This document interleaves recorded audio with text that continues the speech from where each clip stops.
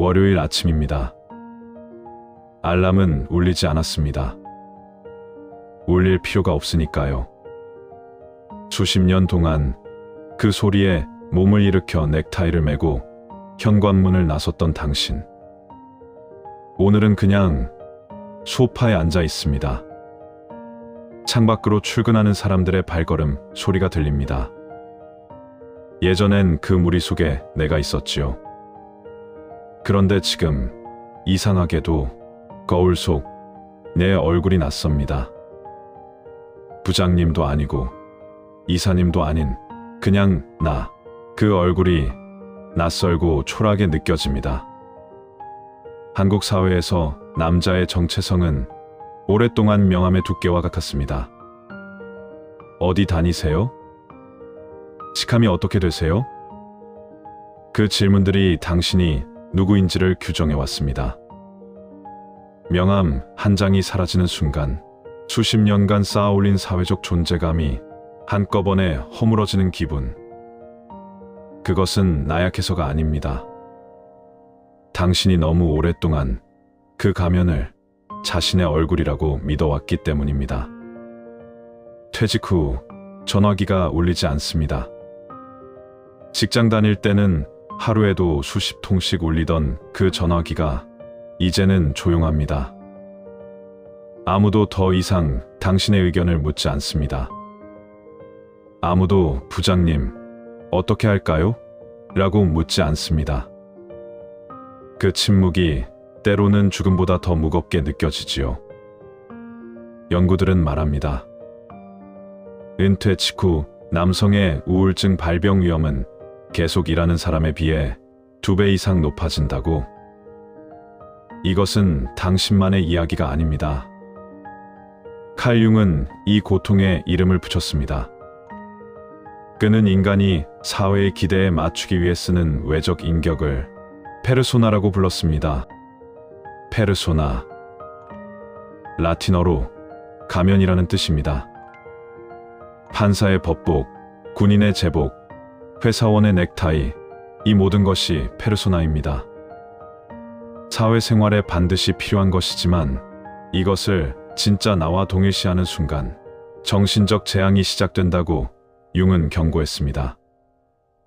생각해 보십시오. 수십 년 동안 김 부장, 박 이사로 불리며 당신은 자신의 본질적인 욕구와 감정을 그 가면 아래 꾹꾹 눌러왔습니다. 울고 싶어도 울지 않았습니다. 가장이니까요. 쉬고 싶어도 쉬지 않았습니다. 책임이 있으니까요. 하고 싶은 말이 있어도 참았습니다. 직위가 있으니까요. 그런데 이제 그 가면이 강제로 벗겨집니다. 얼마나 아프겠습니까?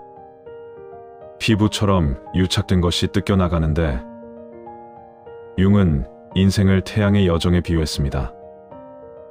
인생의 오전, 태양이 솟아오르는 시간, 성공을 향해 달리고 가족을 부양하고 사회적 지위를 쌓는 팽창의 시기. 그리고 인생의 정오, 태양이 가장 높이 뜨는 그 순간, 바로 이 시점부터 방향이 바뀝니다. 인생의 오후, 태양이 하강하기 시작하는 시간. 이제 모든 가치관의 역전이 요구됩니다. 융은 단언했습니다. 우리는 인생의 오후를 인생의 오전 프로그램에 따라 살 수는 없다. 전에 위대했던 것들, 직급, 명예, 타인의 인정, 이것들이 오후에는 무거운 짐이 됩니다. 오전에 당연했던 것들, 규칙적인 출근, 명확한 역할, 나를 필요로 하는 사람들. 오후에는 그것이 없습니다. 그리고 퇴직 후 많은 분들이 고통받는 이유가 바로 여기에 있습니다. 여전히 오전의 법칙으로 오후의 삶을 살려고 하기 때문입니다. 가정으로 돌아온 당신을 기다리는 것이 처음에는 낯설게 느껴질 수 있습니다. 평생 밖에서 달려온 사람이 갑자기 집이라는 공간의 한복판에 놓이면 어디에 앉아야 할지, 무엇을 해야 할지 그것조차 모르게 됩니다. 가족들도 마찬가지입니다. 서로 이 새로운 거리감을 어떻게 좁혀야 할지 아직 모르고 있을 뿐입니다. 그것은 배신이 아닙니다.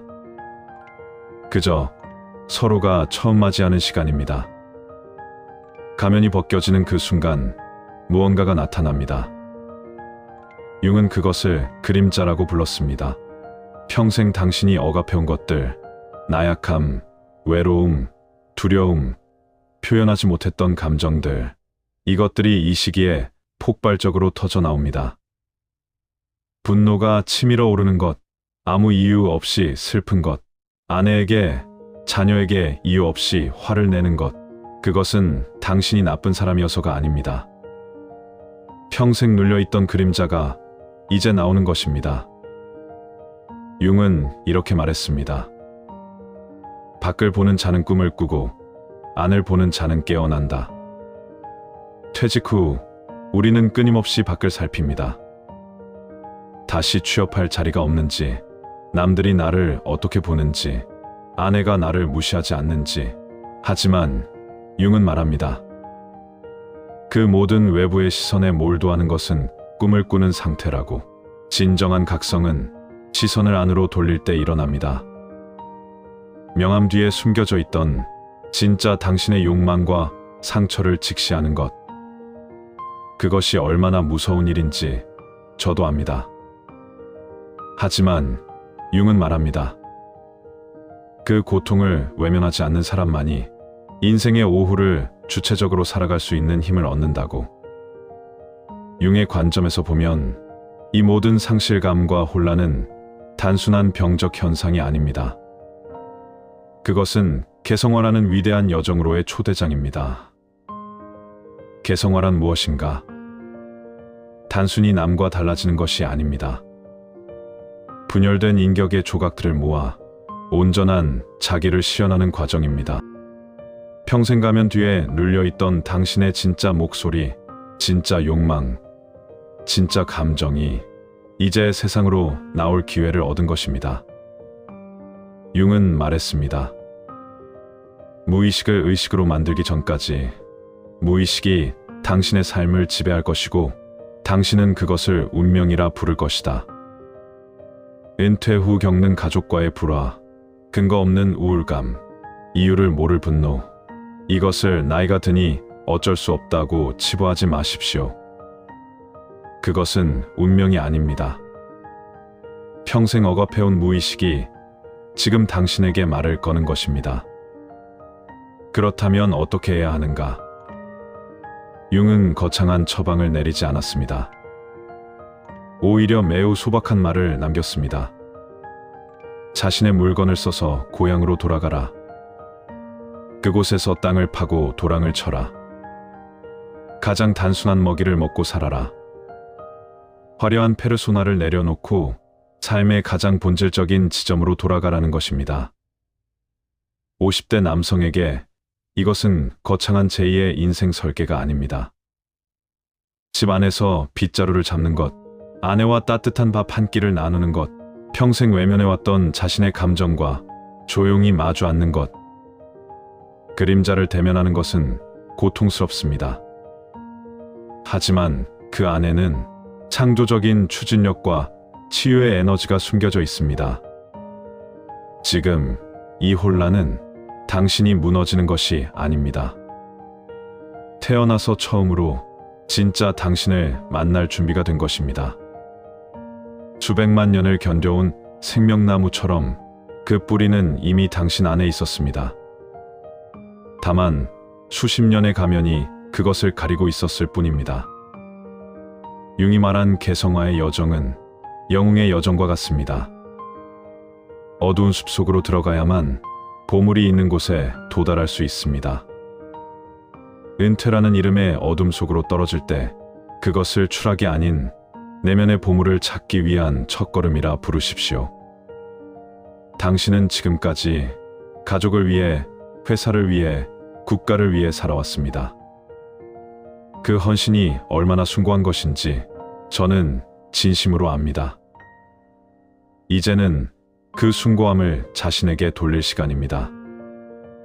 칼 융은 인생의 오후를 이렇게 표현했습니다. 인생의 오후는 오전의 프로그램을 따를 필요가 없다. 성공이 아니어도 됩니다. 인정받지 않아도 됩니다. 누군가의 부장, 이사, 과장이 아니어도 됩니다. 이제 당신은 그냥 당신이면 됩니다. 그것으로 충분합니다. 오늘 밤 이 말씀을 드리고 싶었습니다.